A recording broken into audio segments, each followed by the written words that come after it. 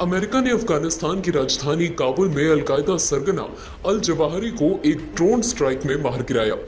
खुफिया जानकारी मिलने के बाद रविवार दोपहर ही जवाहरी पर ड्रोन स्ट्राइक की गई थी, जिससे उसकी मौत हो गई। जवाहरी ने 2011 में अलकायदा के संस्थापक ओसामा बिन लादेन के मारे जाने के बाद इस आतंकी संगठन की कमान संभाली थी। न्यूयॉर्क टाइम्स की एक रिपोर्ट के मुताबिक ये ड्रोन स्ट्राइक अमेरिका खुफिया एजेंसी CIA की स्पेशल टीम ने की। जवाहरी अगस्त 2021 में अफगानिस्तान में तालिबान की सरकार आने के बाद से ही काबुल में रह रहा था। वहीं अमेरिकी एक्शन पर तालिबान भड़क गया है और इसे दोहा समझौते का उल्लंघन बताया है। अमेरिकी राष्ट्रपति जो बाइडेन ने अल जवाहरी के मारे जाने के बाद राष्ट्र को संबोधित किया। उन्होंने कहा, हमने जवाहरी को ढूंढ कर मार दिया। अमेरिका और यहाँ के लोगों के लिए जो भी खतरा बनेगा, हम उसे नहीं छोड़ेंगे। हम आतंक पर अफगानिस्तान में अटैक जारी रखेंगे। बाइडेन ने पहले ट्वीट भी किया। उन्होंने कहा कि शनिवार को मेरे निर्देश पर अमेरिका ने अफगानिस्तान के काबुल में हवाई हमला किया, जिसमें अलकायदा का अमीर अयामन अल जवाहरी मारा गया। Jawahiri was bin Laden's leader. He was with him the whole time.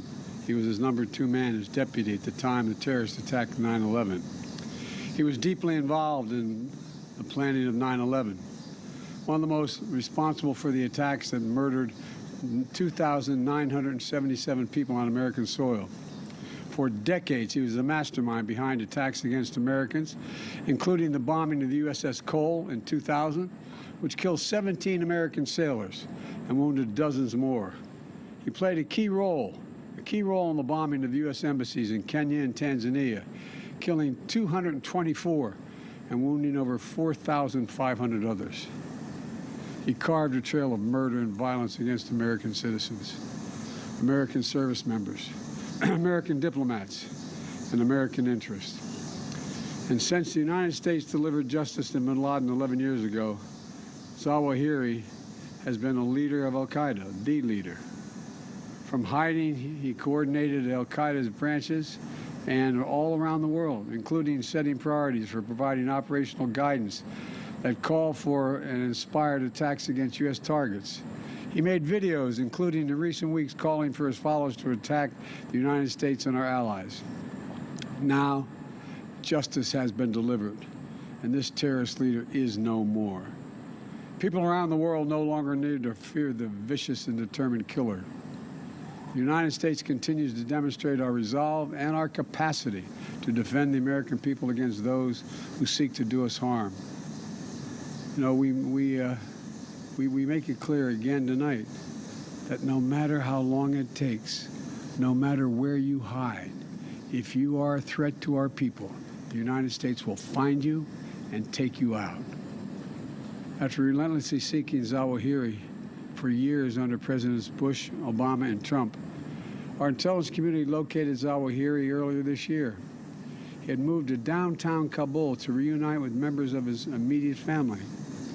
After carefully considering the clear and convincing evidence of his location, I authorized a precision strike that would remove him from the battlefield once and for all. This mission was carefully planned, rigorously minimized the risk of harm to other civilians. And 1 week ago, after being advised that the conditions were optimal, I gave the final approval to go get him. And the mission was a success. None of his family members were hurt, and there were no civilian casualties.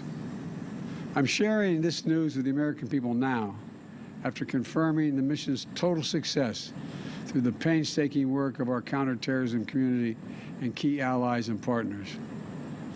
My administration has kept congressional leaders informed as well. When I ended our military mission in Afghanistan almost a year ago, I made the decision that after 20 years of war, the United States no longer needed thousands of boots on the ground in Afghanistan to protect America from terrorists who seek to do us harm. And I made a promise to the American people that we continue to conduct effective counterterrorism operations in Afghanistan and beyond. We've done just that. In February, our forces conducted a daring mission in Syria that eliminated the emir of ISIS.